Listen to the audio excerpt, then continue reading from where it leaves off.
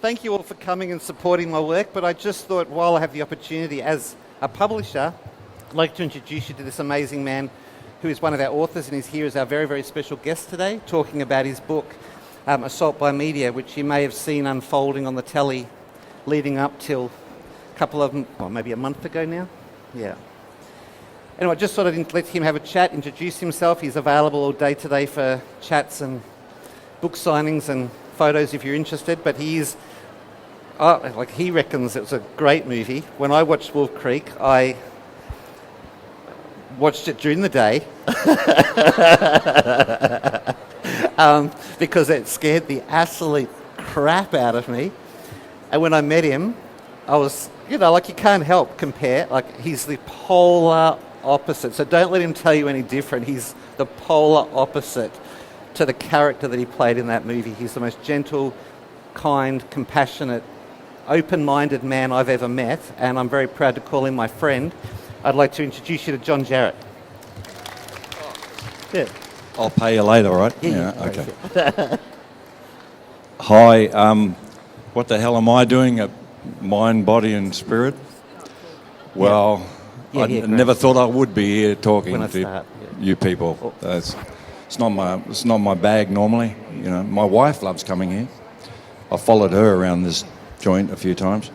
But Mind, Body and Spirit, well, the reason I'm here is because my mind and my spirit and then eventually my body was pretty well destroyed in 2017 when I was falsely accused of raping somebody in 43 years ago. And the outcome of that was 15-minute deliberation by the jury, and I was proclaimed innocent unanimously. But meanwhile, I lived, because I'm well known, it's bad enough for a person who's not known, let alone someone who can't walk the street without people staring at them. So I spent 20 months in hell because I was hung out to dry by the media, and the justice system didn't give me a suppression order, which you all know what a suppression order is. You're not allowed to reveal the identity of the person. I wasn't given that, so I didn't get my presumption of innocence, and I spent 20 months every second week in the media as being called an alleged rapist. And it was a pretty hard thing to swallow. I've been unemployed since August 2017, and at the beginning of this week's my first job since August 2017. And we had, when this first happened, how it's affected my family. My granddaughter was 10 years old, and I was on the front page of the newspaper on a Saturday. John Jarrett accused of rape. And we had to tell my 10-year-old that she could go to school and be teased, and she was. And then being 10, then she had to say, oh, well, Poppy J has been accused of rape. And she said, what does rape mean? And we had to describe what rape meant. That alone is a good enough reason for me to write this book, because what's going to happen to her when she's 17 or 18, who knows? She could need counselling. I don't know. This sort of thing happens to a lot of people, not just well-known people, and it's devastating, and it shouldn't happen to an innocent person. If you're guilty, sure, okay, throw the bricks, but I'm not guilty, and I'm a big supporter of the Me Too movement, My best friend's a woman, my wife, Women are important to me. I got 2 daughters. My producer's a woman. Women, we're just humans, okay? And there's some bastards out there who do disgusting things sexually, and I'm not one of them. And we've got to eradicate that, and the Me Too movement's very important because 99% of rapists are men, but 99% of men are not rapists. Yeah. We are not disgusting sexual deviants. There's a small percentage of us that are. And I've been nominated as one of those, and I came out innocent. So I've written a book. I want to change things, and I want to help anybody who has to go through what I went through. It's indescribable. I was a house prisoner, for 2 years. And I was brought up, and I'll finish on this. This is how I was brought up in the 50s and 60s, my mum and dad. My dad used to say there's no badges for hitting women. Never hit a woman, son. And I said, what if the woman hits me, Dad? He said, it's a woman. If a woman smacks you in the gob and you can't handle it, you're not a man. So that was the time of my working class coal miner dad. And so I've never hit a woman in my life. I've never belted my kids. I've never been violent in any way, shape or form. And then when I was 13, I was raped. So then to be accused of rape was something that is anathema to me, was just a disgusting thing. And we've got to bring the pendulum back. And the Me Too movement is very important. We've got to get, horrid men like Bill Cosby has got to be outed, but leave me alone. Yeah. Okay, thank you. Thank you so much. No worries. And that's my book. Thank you, John. Thank you for coming up. No worries. Yeah, I'll speak to Thank you you. after. Yeah. I just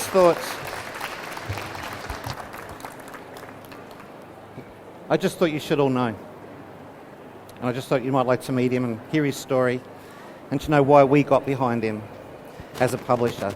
Amazing man, a true and honest man. And interestingly, because of the work that I do, we had dinner with him and Rosa, his beautiful wife, last night, and she said, so when you first met John, did you see any animals around him? Like, everyone wants to know things like that. I said, you know what, I didn't. Because I'm different to most other psychics or mediums in that if I fall in love with someone, my wife, my kids, my mother-in-law, when I get to love someone, I can't see anything for them. So when my mother-in-law got sick and my wife said, is my mum going to be okay? I said, I truly don't know. I can't see her animals. When he walked over to our stand at the festival, and that's how we met, and the lady who was helping us on the stand, Wendy, she's over there, she said, there's a gentleman who would like to talk to you about publishing. And I turned around and I was like, oh my fucking God. That's John Jarrett. I was in awe, so I didn't see anything. But the next day when he drove us to the airport, I know this sounds really weird, I could smell mice. I couldn't see mice, I could smell them. Not that we smell that mice have. I could smell mouse. And I knew he was a man of his word. I knew that if he said something, it was like a contract. If he said something, it was a promise. I just knew that. Anyway, I already had decided that. But it was like...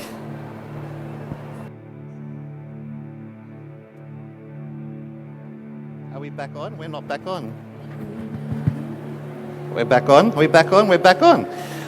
Yes, so I knew he was a man of his word. It was interesting. So if you're wondering, do I see animals with him? The answer is no, because when I look at him, I just see, McLeod's daughters and all these other things like everyone else does. But when I'm with him, he's a man of his word. I smell the mice. I know it sounds really weird. Anyway, that's what I do, by the way. I see animal spirits with people, and that's what I'm going to do for you guys today, if you're open to it. I've been doing this since I was a very small boy. I've been seeing animal spirits in one form or another since as long as I can remember.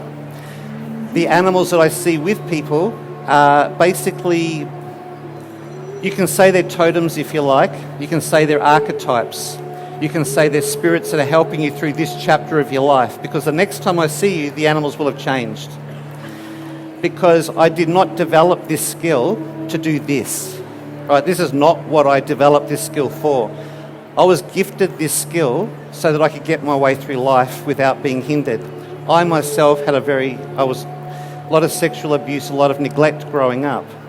So you would think that with someone who was accused of rape, I would be really wary. The mouse said, it's going to be fine, he's a man of his word, you can trust this man. That's how I've got through my whole life. So when I meet you, it's based on what I see with you at this moment, because that's all I need. I need to know if you're a good person, if I can trust you today. That's all I need.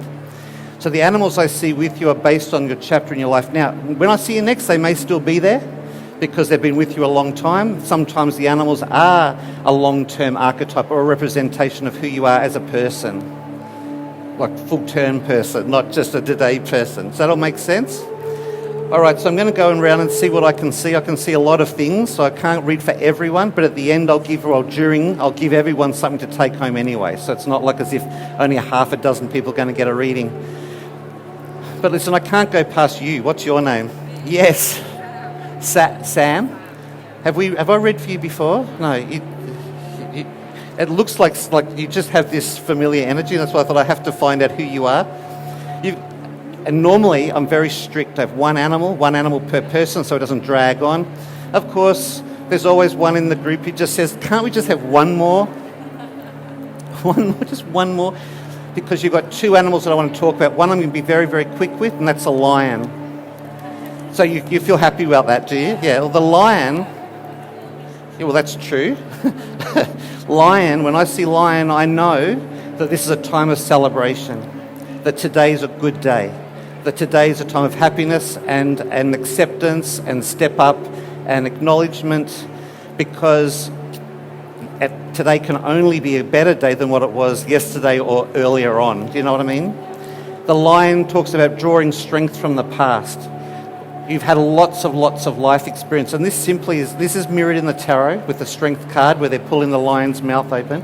It's represented there. But if we had an hour or a day or a week, I'd be able to talk to you about lion, because I could talk all week about lion and what it represents. I just know that today's a good day. Today's a time of celebration, step up. The animal I want to talk about, though, is the horse. Because horse, hands up all the horse people. People who really love horses, who admire horses. And this is an animal of strength. Horse, because all of you can take this home, all right, this message. Horse talks about power, passion, movement, and travel. They're the four key words associated with horse.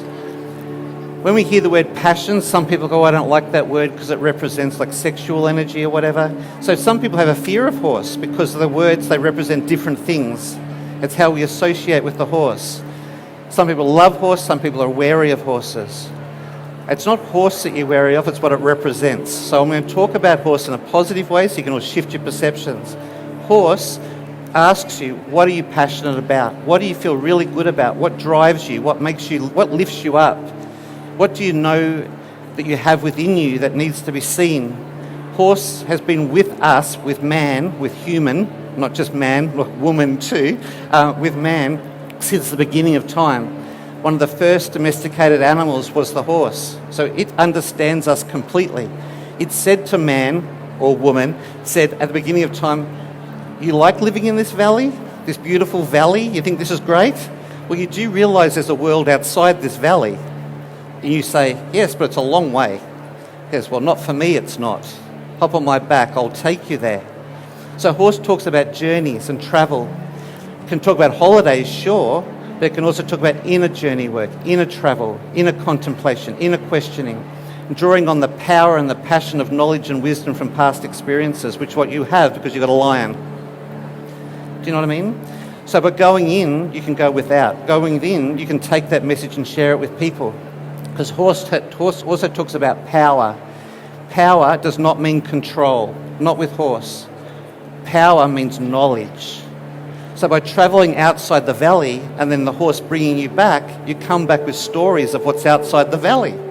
You become a wise person because you've been outside the valley. Like you've seen things that they haven't seen before, and it's all because of horse. Do you see what I'm saying? So you've got knowledge that needs to be shared. You've got knowledge that needs to be shared with your pack or your tribe or your people or other women.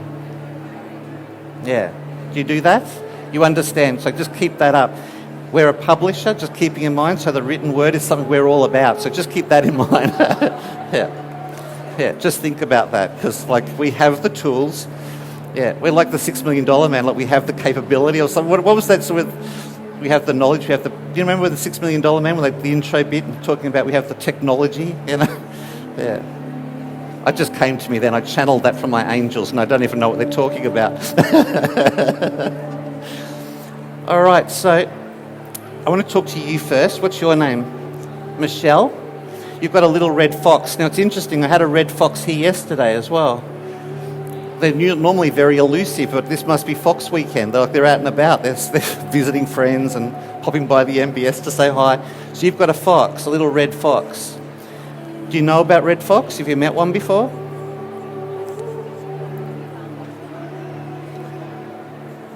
Well, we had a pet fox for about 7 years, up until about 2 months ago. She passed away of mouth cancer, which is something that foxes suffer from. I didn't know that until it was too late.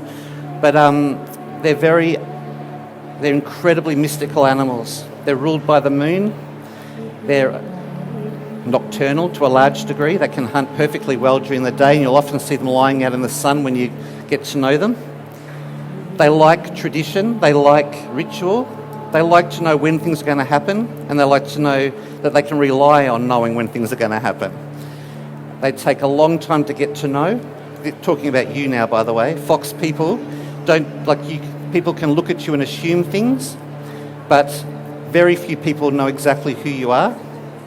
A lot of people don't, you know a lot about other people because you're a good listener, but people often don't know a lot about fox people, because in order to know a fox person, you've got to spend quality time with them. And because they're elusive, that can be a little tricky. Fox moves from one farm to the other by following the hedgerows, you know, the plants that grow along the fences, because they'd like to be able to move about without being seen. They're very shy, they're very elusive, they're very secretive. They do a lot of things in private. So fox does. When I see fox, I know there's been a lot of contemplation, a lot of thinking, a lot of planning, a lot of sitting between the worlds, if you like, sitting in a dreaming state, a lot of contemplation, inner journey work stuff. Because they're an animal of the fairy realm. They live in our world, but we hardly ever see them, even though they're common. We hardly ever see them.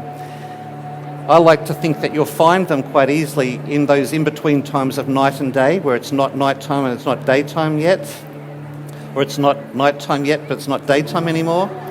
There's one that used to run along the Byron Bay beach, where I'm from. This little fox used to run along the beach every morning, just where the water laps onto the sand, so it's not wet but it's not dry. And it was that early morning, and they'd see it trotting along the beach, like, because it loved to splash its feet in the anyway. So that not wet, not dry.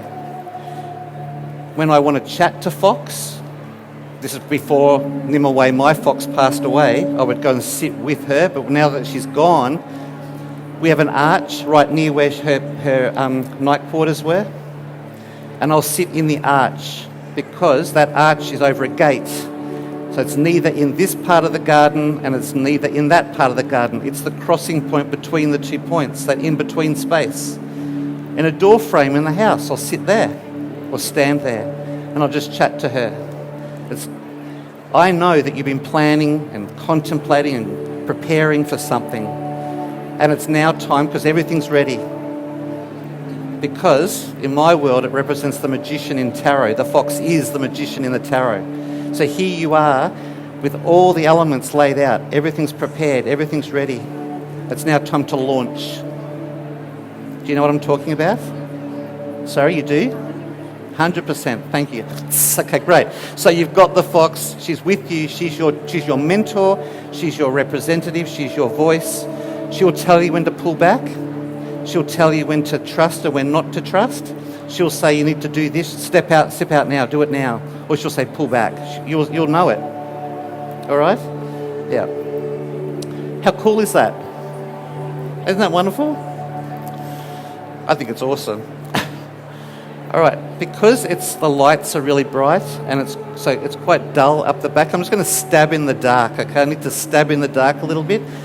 I was going to chat to you, but I'm going to come back to you in a sec. Is that right, this lady here? And I want to chat to these two guys here as well. But I want to go further back. And there's a young boy right up the back there. What's your name? I think it's a young boy. If you're a girl, I can't really see clearly. Is it a young boy just there? Yeah, with your hand up. Young boy? All right, you've got a little capuchin monkey. And the reason why I address these two guys here is because they've got one as well. And it's sitting between you. Are you friends? You close? Great. Because there's a little story to be told here. One of you is a capuchin and one of you isn't. I'm yet to find out which one's which. So I'm going to talk to him and I need you to listen. Is that okay? Because I don't know if you'd argue with me, so I'm just going to leave you alone. Right, up the back we've got a capuchin monkey boy. I'm going to call you Monkey Boy. Is that okay? Because I won't be able to hear your name from here, Monkey Boy. So, Monkey Boy, you've got a little capuchin. Now, this little monkey is black, and you can Google capuchin, or just Google the monkey from the night at the museum. All right, but that's a brown capuchin. That's a brown one. So Google outbreak, because that's the one that has the black monkey. Same monkey, so different species, but what else do I do? I've got to get a visual. Highly intelligent monkey. Little monkey, little head, big brain. So maybe you're not at the museum and you're outbreak. I'm not sure, right? So I'm not sure. You can decide. Anyway, this is also known as the organ grinder monkey. There's this musician who used to wind this thing and the big speaker and music would play and the little monkey would dance or do the cymbals. They are used in the States, they're employed in America as a service animal or a support animal. People who are confined to a wheelchair or who have very limited mobility, they'll train these monkeys to pour coffee, to open dog food cans, to get the mail. They're amazing animals. Highly intelligent. As an ex-school teacher and a parent, but as an ex-school teacher, they're also the totem, if you like, of kids that are often marked as being ADD, ADHD, or kids who have an opinion about everything. Is that you, Monkey Boy? Do you like to argue? A lot? Just asking, I'm not trying to point the finger, but are you an arguer? Yes. Whoever these are next to you, their heads are going to fall off because they're nodding so hard. These people, monkey people, not all monkey people, because there's 4 others that I usually talk about, but the capuchin monkey people are born into this world with a knowing. They know why they're here, and they can tell a liar at 40 paces. They will not lie themselves. They cannot lie themselves.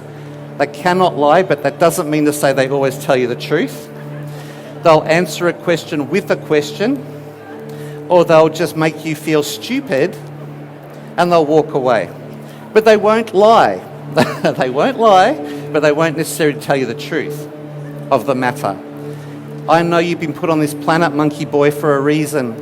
I need you to pull your head in a little bit, stop arguing and start listening. Yes, you might think your teacher's a bit of an idiot, but she's got the job, she's got the gig. You've got very little say in that right now.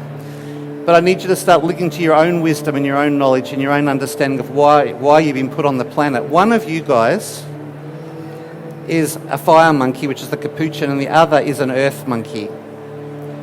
One of you is the rah, rah, rah, let's go do it. Let's get them, let's get them.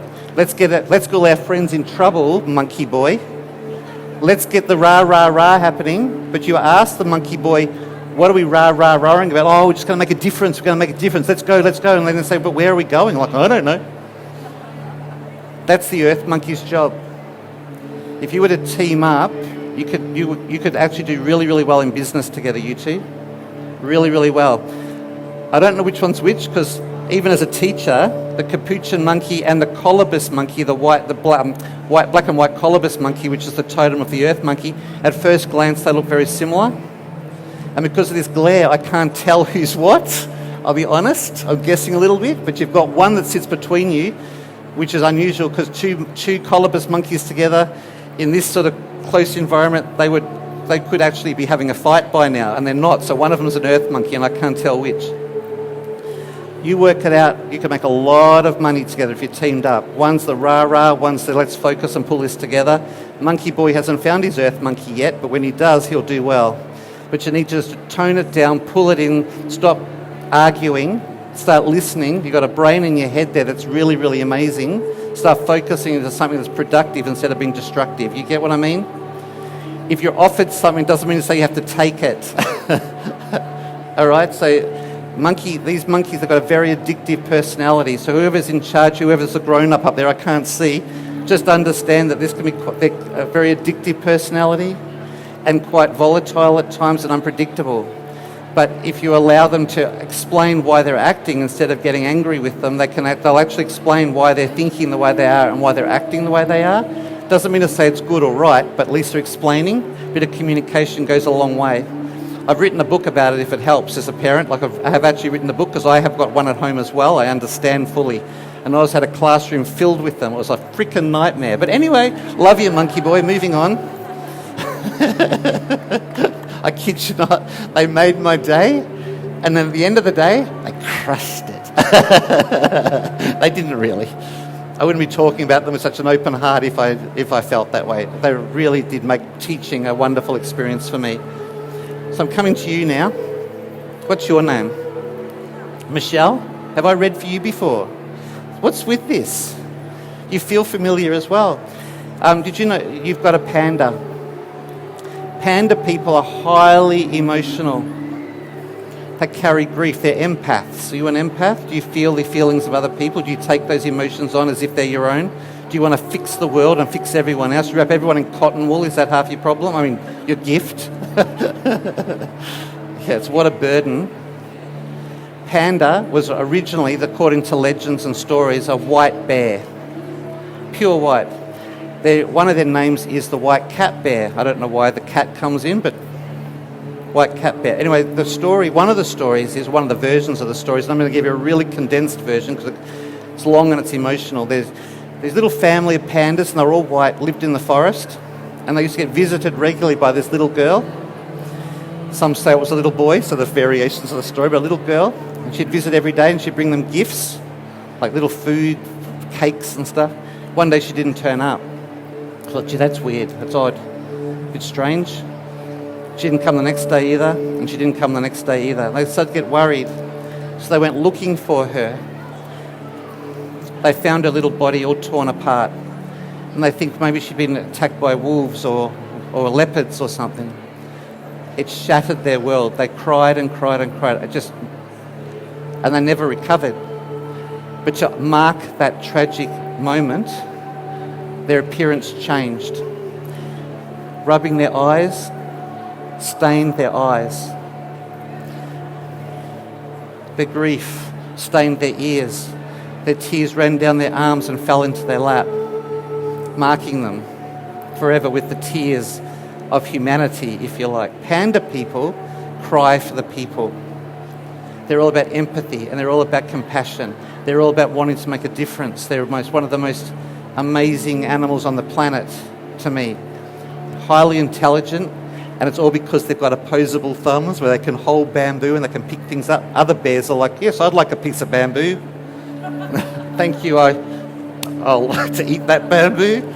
Panda goes, just take it, mate, just take it. I can't, I don't have opposable thumbs. They're not really sure where the panda fits. They're not really sure whether it is a bear. They're not sure if it's a bear or whether it's a member of the raccoon family, and that all comes down to the red panda, which is his closest relative. Looks like a raccoon. Who, by the way, if you were to take off that fur coat, will reveal Kuan Yin. Because in my world, the red panda is Kuan Yin, who's also about compassion, who has also made a pact to never stop crying for the people until the world finds peace and happiness. Do you know what I mean? This all sounds beautiful. Panda's fully aware of the burden that comes with being an empath, someone who cries for the people.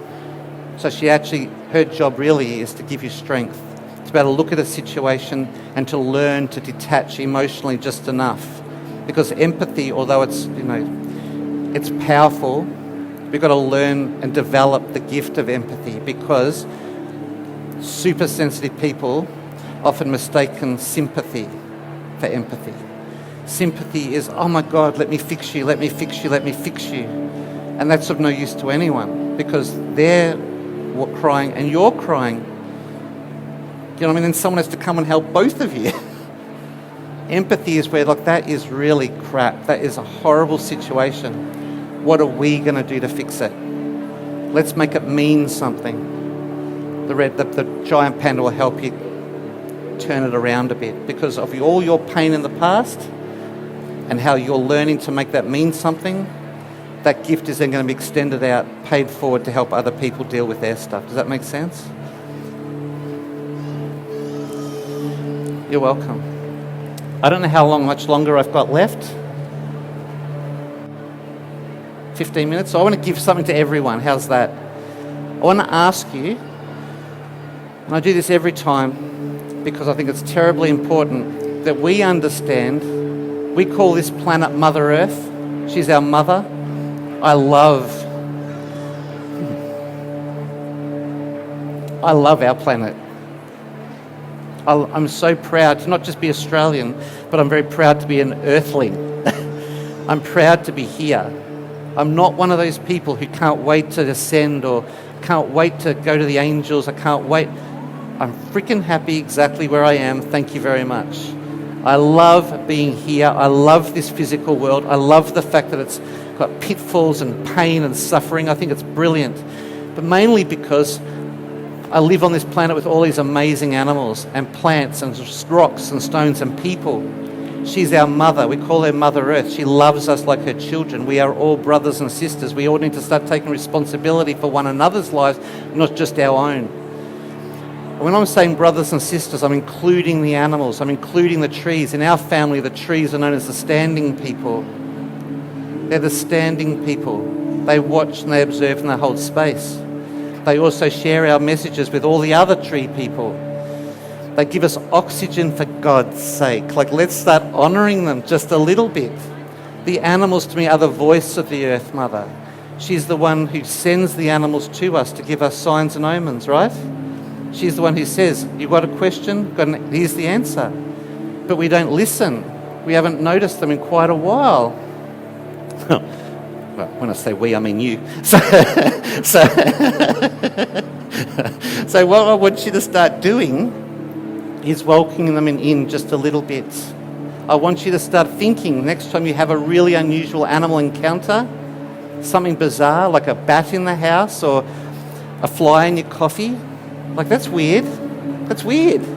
What does it mean? Think about what you were just thinking about. Ask yourself, what was I just thinking about?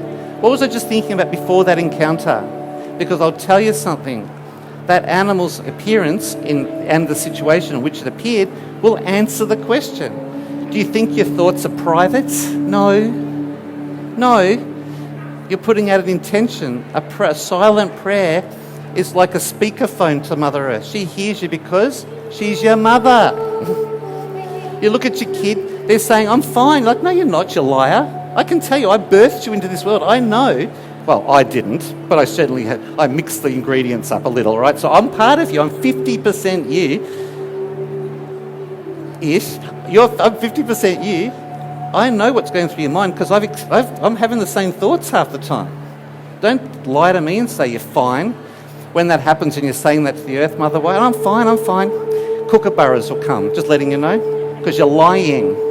You're laughing the situation of pretending you're fine when you're not. Right? They eat snakes. It's all about healing and making a difference to yourself, like healing and releasing and surrendering. The kookaburra comes, she's the healer. The snake is the healing. So ask yourself, what was I thinking or chatting to the Earth Mother about just before that encounter? That animal experience will be the answer, the key, the way out of it. How to deal with it. Can you try that, please? Google the animal, not the message. Google the animal. How do they live? What do they eat? Are they nighttime animals, daytime animals? How do they live? There'll be a clue in there as to how you can deal with it. Or you can buy my book. You could try that as well. The other thing I want you to think about is, what animals are you afraid of? Why would I be asking you to focus on your shadow self? Is because in that shadow self you'll find light. Sorry? Did someone say something just then? Did I hear? That was weird. I heard business. I actually heard the word... Sorry? Sorry? Can't hear you. Lizards? You don't like lizards? So daydreaming's not something that you do? Pondering? I bet you do. I bet you experience deja vu as well. You've just been not listening to it. That's half your problem. Lizard talks about daydreaming and slipping into a state of daydream. And then a couple of weeks later experience deja vu. Hands up all the people who do that. Have you been paying attention? Do you have a journal for your daydreams? Have you? Have you really got a daydream journal? You do? Daydream journals are equally as important as nighttime journals, because when you daydream, you are astrally... The lizard taught me this. You won't Google it, find it, because the lizard told me. When you daydream, you're astrally leaving your physical body. You're astrally leaving it, checking out the future. You're time traveling. Because you're not happy. You are happy, but you're not content. How's that sound? That feel better? Just get myself off the rock. You're happy, but you're not content. So you're checking out the future, daydreaming. In a couple of weeks' time, you'll trip over where you were in your daydream. Yes, you have been there before, and if you've kept a journal, you'd know what you're meant to do when you get there. Give it a go, it works. It's not you don't like lizard, you're not listening to lizard, and they're haunting you and bothering you to get you to listen. It's not the animal you're afraid of, it's what it represents. Never afraid. Hands up all the people who have been bitten by a snake. Hands up to the people in the room who have died from being bitten by a snake. Smart, Alec. Medicine woman, that doesn't count. You died to your familiar self? That's true. You can do that. Sorry? I can't hear you, so which is lucky, because this is my talk. I'm joking. Can we chat after? I'd happily chat to you after. People who've been bitten by a snake are usually healers in their own right, because they've survived the experience. Snake holds within it the power to heal itself. If you get bitten in Australia, we've got a lot of venomous snakes in Australia. If you get bitten by a snake in Australia, they give you medicine to cure yourself. And what's it made out of? Venom. They give you a venom medicine to heal the medicine of the venom, if you like. I think I got that around the wrong way. It's called anti-venom. All right? So snake people who've been bitten by a snake are healers, because they've learnt to address... Because when you've been bitten by a snake, you have to make a lot of decisions. When you're knocking on death's door, or you've got that whole playing chess with death thing, you've got to quickly learn how to play chess to checkmate, to make sure you don't get taken out. Snakes is, by the way, very unlikely you'll die from snake bite, because there's lots of places that have anti-venom available, but those thoughts don't go through your mind. You panic. We're faced with questions, and snake is all about addressing the issues from the past, dealing with those issues from the past, shedding them like an old skin, so that because if they no longer serve us, why burden ourselves with them? Blah, blah, blah. Snake is not something to be afraid of. It's what the snake represents that makes us feel a bit sick in the stomach. So who has an animal that they don't like at all? What's yours? Spiders. Do you know why you don't like spiders? You're really shit at making decisions. Spider is all about reweaving your web. She asks you, well, so if you don't want this, what do you want? So I can't help you. So until you figure it out, guess what? More spiders will come. Hands up who has ants in their house. Don't worry about putting out baits and stuff. They'll just keep coming. Instead, stop pushing for something to happen before it's time. Be patient. Stop being impatient, and the ants will get bored and leave. Mice in your house? Contracts, issues with promises, agreements. There's contracts that are being offered, contracts being signed. Make sure you read the small print. Contracts that are verbal, of the heart. Making or breaking of contracts and promises and agreements. Sorry? Birds. Why? Because they get stuck in your hair. Do you know what? Simple. Shave your head. I get people say it all the time. I don't like birds that get stuck in your hair. Hands up all the people who've had a bird, like a pelican or something, stuck in their hair. A pelican stuck in your hair. Yeah, I want to really make it big, make it like a wedge-tailed eagle. Like, what have you had, a sparrow or something? Cockatoo. You've had a cockatoo stuck in your hair? Okay, I'll let you have that, because I actually can see that happening. Birds are all of the air element. We're of the earth element. We're mammals. We're ruled by the earth. We're ruled by the heart, our feelings, our emotions. Birds are not. Birds are ruled by the air element. They're ruled by the mind and what makes sense and the bigger picture and easy, like tricky decisions. They snap, snap, snap. That doesn't make sense. Don't do that. And they can fly. They're in a position of superiority like I am right now here up on this stage. I hate being up here, just letting you know. This sense of being elevated, it's really quite unnerving. But they fly. They can see the bigger picture. They can see the bigger map. They can see what needs to happen and where you need to go to make those things happen. They'll just say, go there. But what about... That doesn't make sense to worry about them. You just do this, you'll be fine. It's about being like the leader of your own life. Birds are about what makes sense, not how does this make me feel. So to have birds stuck in your hair is really, tells me straight away that you get confused, you get worried about the what ifs, you have a thought and an idea and you slip straight into doubt. Like the decision-making process, like the spider, is tricky for you because I can't decide. Like I can't see what needs to happen because you're an emotional being. It's difficult. Cockatoo, though, she's about the light at the end of the tunnel because that crest on her head, it's said to glow at certain times. It offers light at the end of the tunnel. What was yours? You had a hand up as well. Not you, monkey boy, behind you. What was your cockatiel?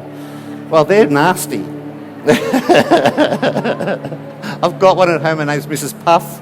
She's a bully. She took over the budgie nesting box, even though they're both boys. They weren't going to use it anyway, but she took it over. She made the hole bigger so she could fit. She sits in like this prison warden and says, "You're not coming in." And she bites. Anyway, so cockatiel, all the little parakeets, generically, they all speak about communication. They speak about honesty. They talk about the throat chakra, things that need to be said. So that messes with you because it's hard to say what needs to be said because you're an emotional being. The bird says, just say it. It makes sense.